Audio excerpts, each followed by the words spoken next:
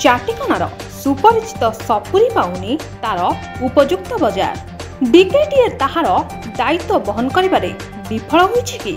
डंगरिया कंध जनजाति पाई सरकारी योजना अपहंचर कारण खोजिबारे फेल मारिछि कि प्रशासन ठीक बजार पाइले सुधुरी जीव सपुरी चाषी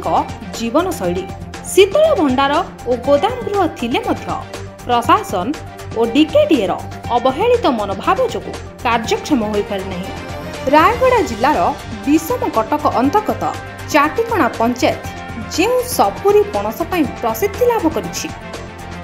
ताहा सारा राज्य सुपरिचित, किंतु एही अंचलर सपुरी चाषी जीवन शैली एबे मध्य अति दयनीय, जहाँकि एमानक जीवन शैली रे सुधार आनिबा पई केंद्र सरकार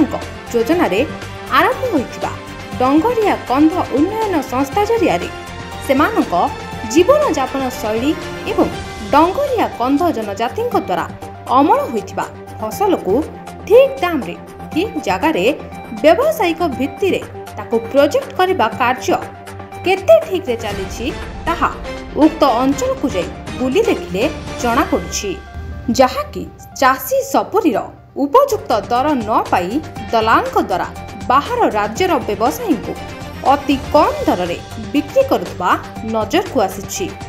एभली स्थले डिकेडीएर कार्यशैली उपरे प्रश्नवाची सृष्टि हेबा सह उक्त दलालक सह डिकेडीए अधिकारी मधुचंद्रिका नथिबा एहा किए कहि परिबो। एभली स्थले जदि एही चाष एवं चाषी प्रति ध्यान न दिया जाए ताहाले एही चाटिकणार सुपरिचित सपुरी दिने लोप पाइजिबो एथिरे तिले मात्र संदेह नाही। एही सपुरी चाषी शीतल भंडार गृह निर्माण होइतिले सुद्धा जंत्रपाति एजाबत बसी नथिबा जोगु कार्यक्षम होई पारे नाही। एथिपाई दायी किए? रायगड़ारू विजय दास का रिपोर्ट, संभव टीवी।